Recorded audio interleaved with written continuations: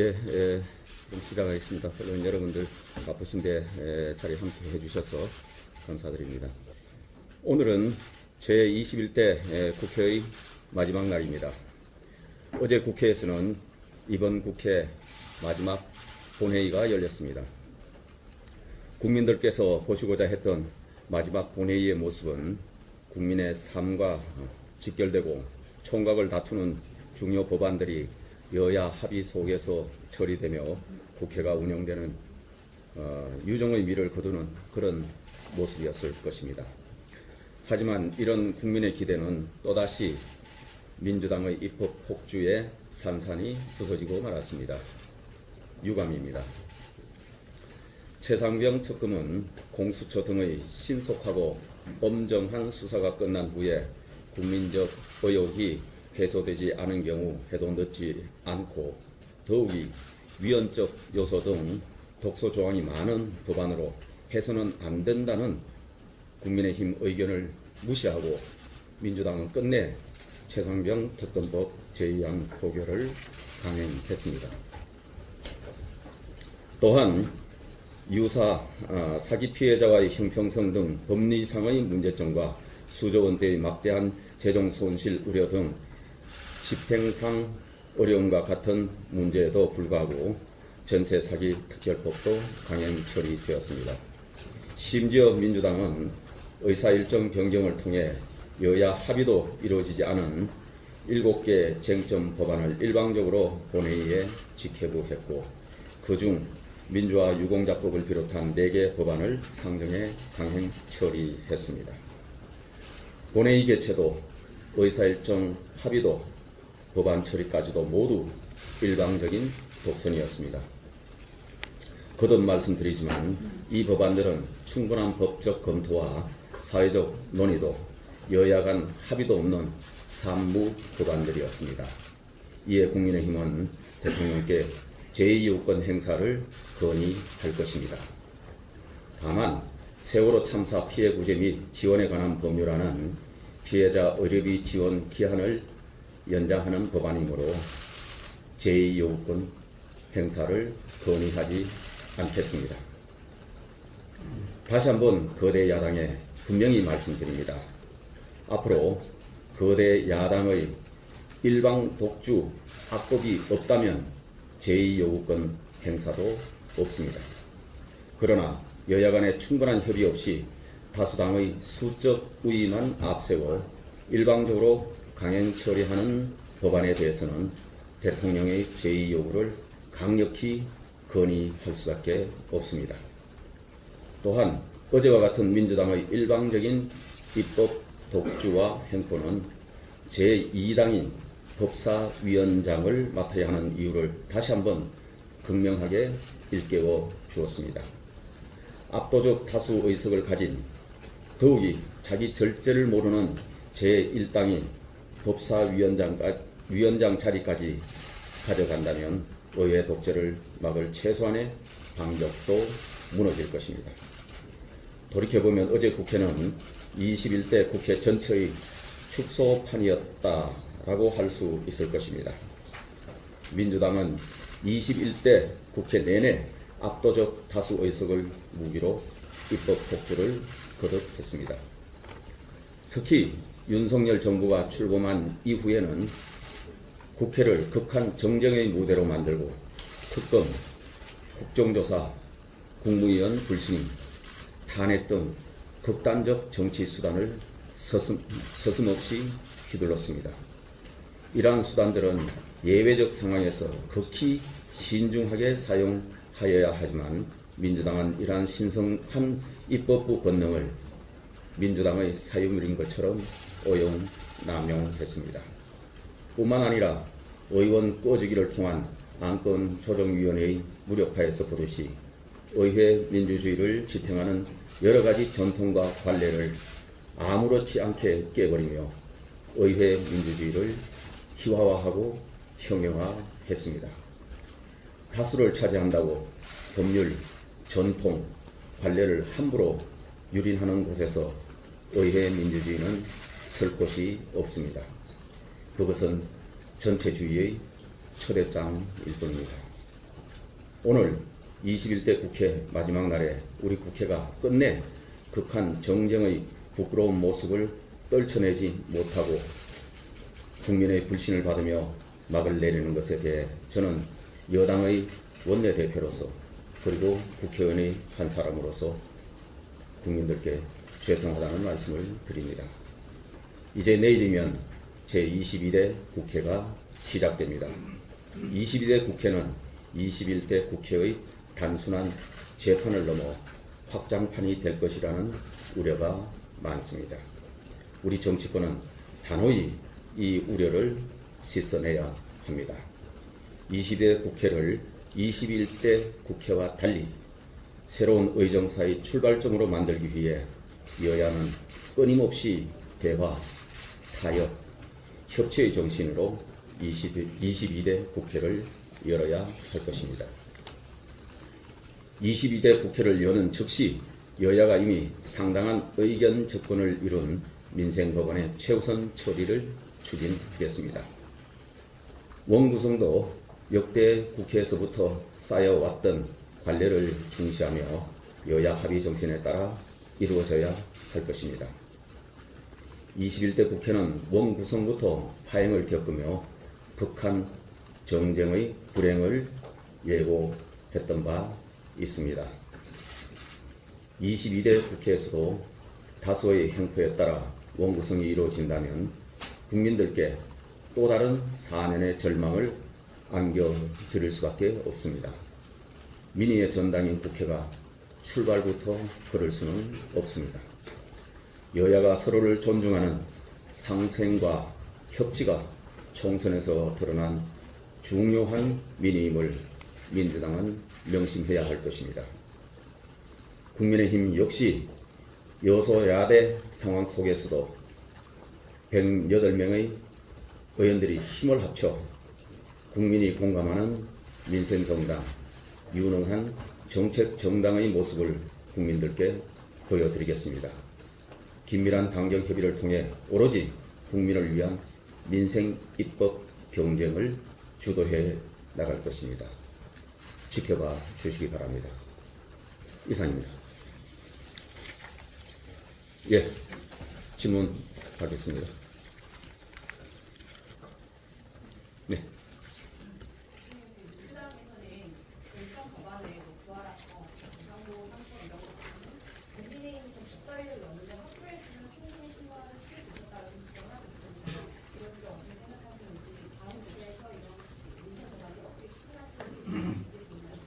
예, 방금 말씀하신 여러 법들을 포함해서 여야 간에 상당히 쟁점이 좁혀진 부분도 있고 사실상 거의 합의 수준에 이르렀던 법들도 있습니다. 이런 민생 법안들을 저희들도 정말 심도 있게 논의를 마무리하고 처리하고 싶었습니다. 그런데 민주당은 얼토당토하는 그런 정쟁적 법안들을 일방적으로 밀어붙이고 국회를 정쟁의 장으로 만들었습니다. 그래서 바로 거대 야당인 민주당 때문에 각종 상임위 본회의가 정상적으로 진행되지를 못했다. 그 책임은 오롯이 거대 야당인 민주당이 져야 한다 이렇게 생각합니다. 국민들께 저희들도 송구스럽다는 말씀을 드리고 앞으로 22대 국회가 본격적으로 열리기 시작하면은 좀 전에 말씀드린 대로 민생 법안, 특히 사실상 합의 수준의 이런 법안들은 최우선적으로 신속히 처리하겠다 하는 말씀을 드립니다. 민주당도 적극 함께 해주실 것을 당부드립니다. 예.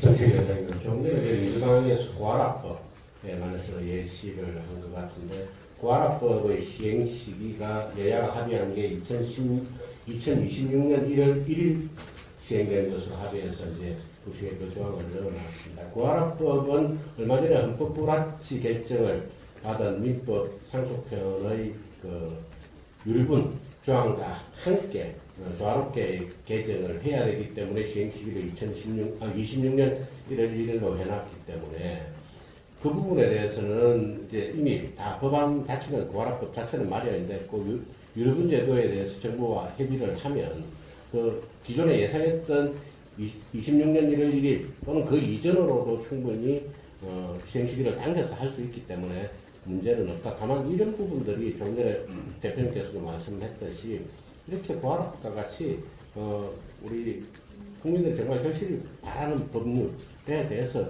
여야가 충분히 합의를 할 수가 있습니다.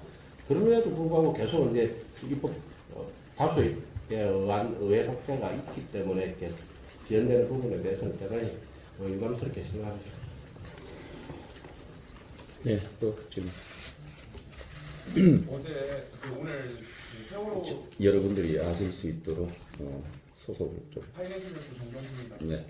세월호 특별법 관련해가지고 제2호국은 안 하시겠다고 하셨는데 어제 표결은 불참하셨거든요. 오늘 갑자기 입장을 선회하신 이유 있으시죠? 어제는 의사일정 자체를 합의를 하지 않고 일방적으로 국회의장과 민주당이 강행해서 의사일정을 진행했기 때문에 저희들이 그 참여를 할 수가 없었습니다.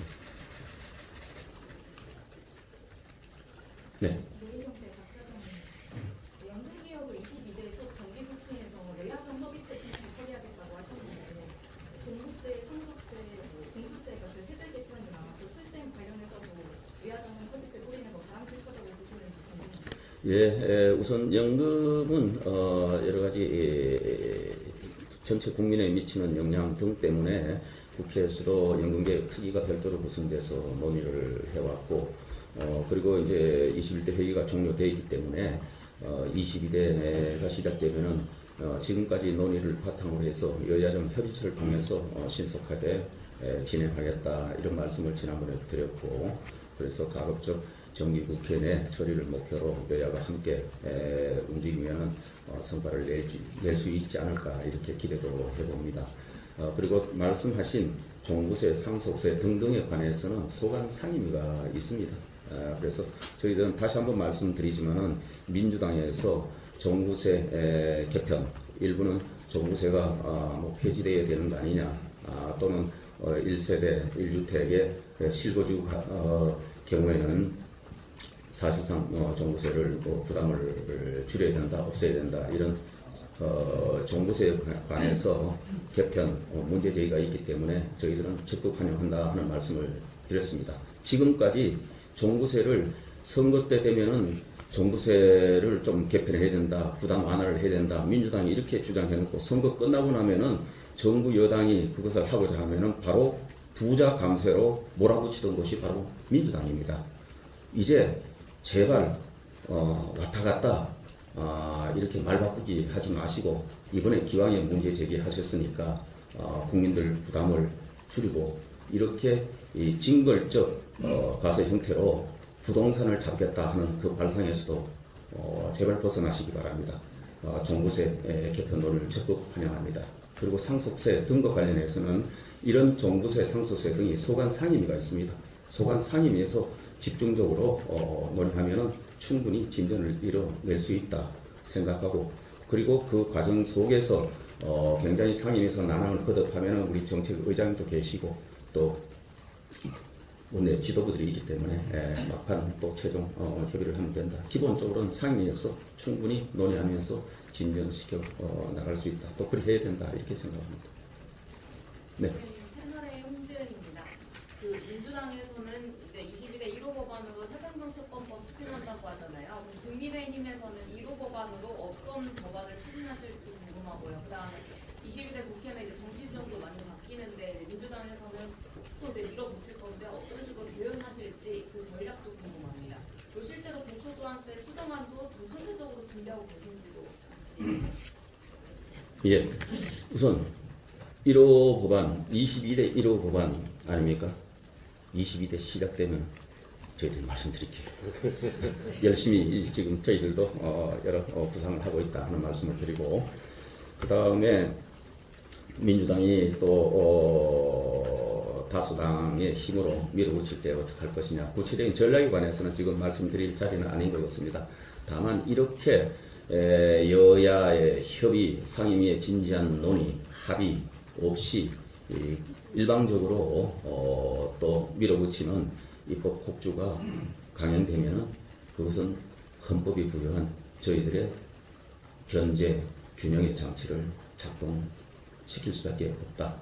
그런 법안이 결국 또 국회에서 밀어붙여서 일방적으로 통과된다면 저희들은 대통령의 제2요건 행사를 강력하게 건의하면서 나설 수밖에 없다. 그런데 이런 국회가 되면 안 되는 거 아니겠습니까? 국민들이 계속 서로 여야가 대치하고 갈등하고 이렇게 정쟁처럼 이렇게 국회가 민생을 챙기지 않고 하는 모습은 정말 바람직하지 않기 때문에 저는 민주당도 대화, 타협하는 그런 협치의 정신, 의회 정치의 본령으로 돌아오기를 정말 간곡히 당부드리고 22대는 또 그런 마음가짐 자세로 민주당에서도 출발하지 않겠습니까? 그렇게 기대해 봅니다. 그 다음에 최상병 특검법 등과 관련해서는 그건 저희들이 늘 말씀드렸다시피 공수처 등의 수사가 지금 진행되고 있기 때문에 빨리 수사기관에서는 신속하고 공정하게 그리고 엄정한 수사를 통해서 그 결과를 국민들께 내놓기를 그렇게 기대하고 저희들도 그 결과를 지켜보면서 그 다음 대응에 관해서 말씀드리도록 하겠습니다. 앞에. 미디어오늘의 조현호 기자입니다. 예. 그 최상병 특검법에 관해서 두 가지만 여쭤봤으면 하는데요. 어제 그 통신자료 조회 결과에서 공수처에서 요청한 통신자료 결과에서 그 작년 8월 2일 날그 경찰의 해병대 수사장이 사건을 이첩한 이후에 즉 그 당일날 윤석열 대통령하고 이준석 전 장관하고 세 차례 통화가 이루어졌다는 결과가 나왔는데요. 그 사안에 대해서 그 직후에 이제 보직행위 됐는데 그 부분에 의심이 제기가 되고 있는데 어떻게 보시는지 한번 좀 여쭤보면 하고요. 그리고 그 최상병 특검법에 대해서 통과해야 된다는 여론이 아직도 높은데 그 어떻게 보는지 이준석 장관이 호주 대사로 유명한 곳인데 총선 패배의 한 요인이라고 지금의 내부에서 평가가 있었지 않습니까? 그런데도 총선 민심의 결과에 하나인데 어제 표결 결과는 그런 민심에 그 반하는 그런 표결이 아니었냐는 그런 평가가 나오는데 어떻게 보시는지 부탁드리겠습니다. 첫 번째 질문은 현재 제가 그 사실 유무 자체를 확인하기도 어렵고 공수처에서 수사가 진행되고 있기 때문에 공수처 수사 결과를 지켜봐야 된다 이렇게 말씀드리고 그 어제 특검법에 관한 여론 그리고 저희들의 의사표시와 관련해서 질문을 주셨지만은 이 특검법에 관한 입장은 벌써 여러 차례 설명을 드렸습니다. 그리고 대신하겠습니다. 예. 민주당 후보위에서 이재명 대표가 민생회복 지원 관련해서 차등 지원도 저희가 하겠다 이런 식으로 밝혔는데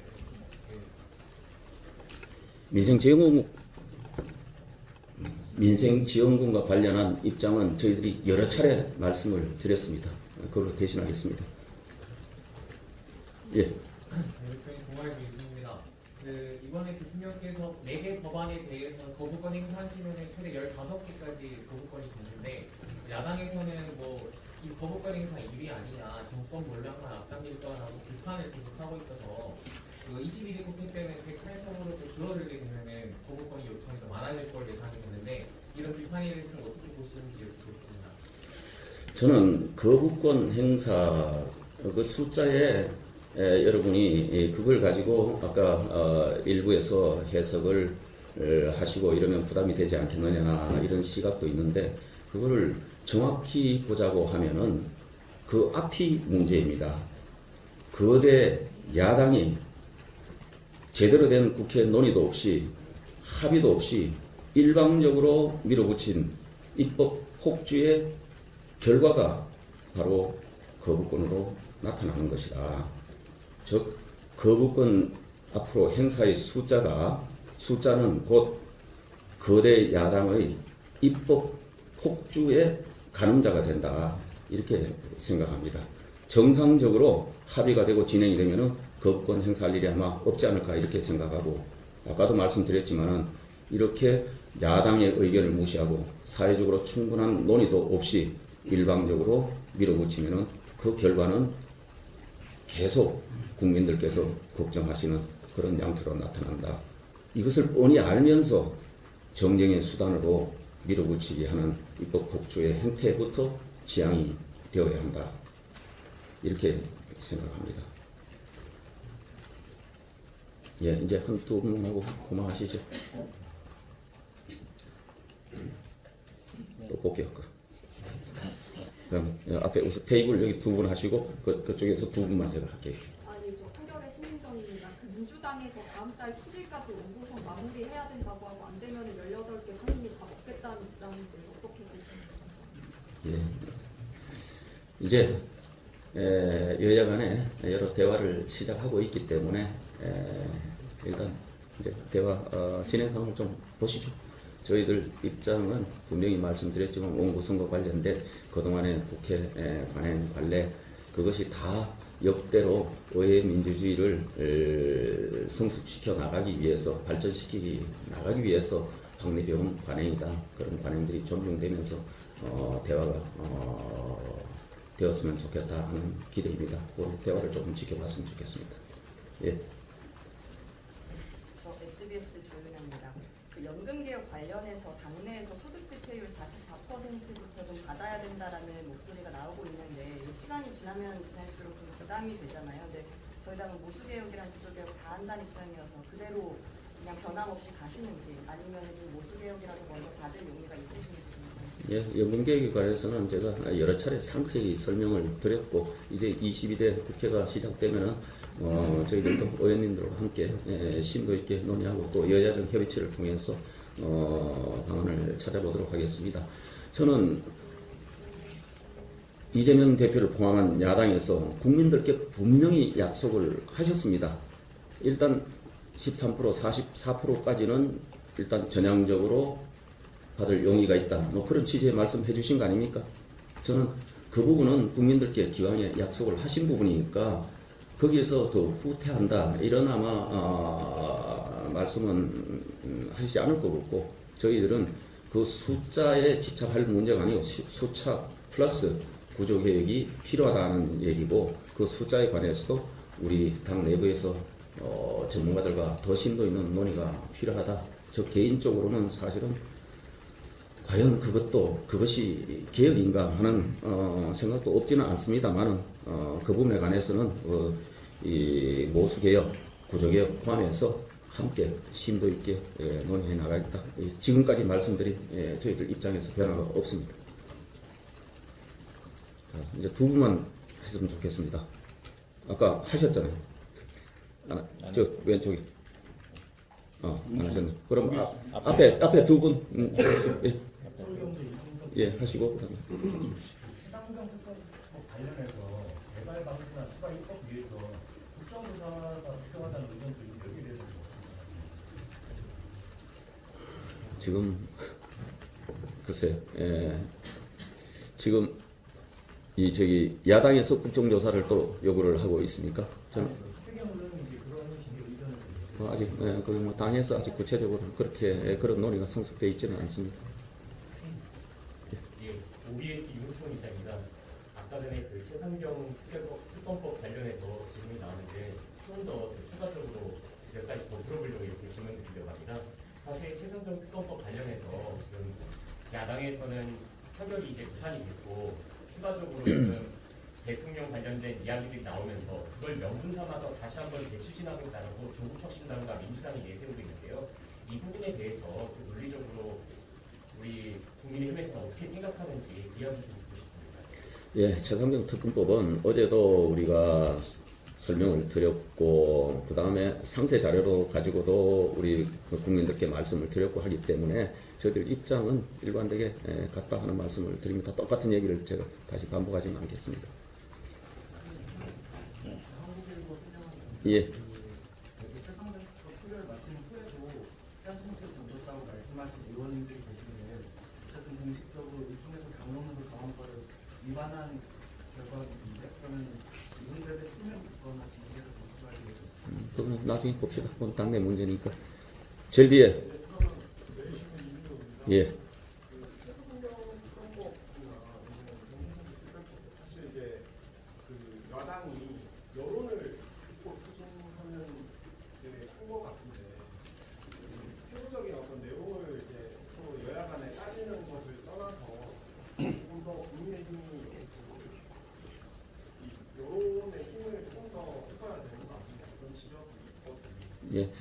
늘 정부도 마찬가지고 정당 정치 영역은 더 그렇습니다.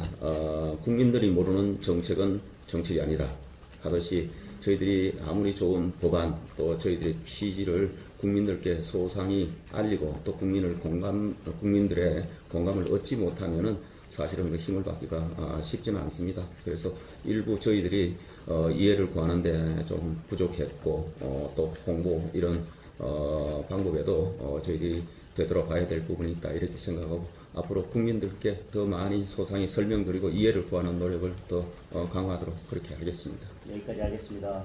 네, 감사합니다. 감사합니다. 다 됐죠? 예, 감사합니다. 그 원구성 협상 마지막으로 하나만 더 이제 여쭤보는데 고만하시죠. 간단합니다. 네. 관행 관례에 따라 법사위 말고 저희가 꼭 가져와야 하는 상임이라고는 또 어떤 것들이 있을까요? 법사위 운영위는 기본적으로 법사위는 국회의장하고 다른 당이 그래서 국회의장이 보통 관례상 1당이 하면은 법사위는 당연히 2당인 곳에서 정당에서 차지하는 것이고 운영위는 여당에서 하는 것이다. 운영위가 여당이 아닌 곳에서 한 적이 한 번도 없다. 이겁니다. 이게 가장 중요한 입장이고 상임위 배분에 있어서 협상에서 출발점입니다. 이상입니다. 감사합니다.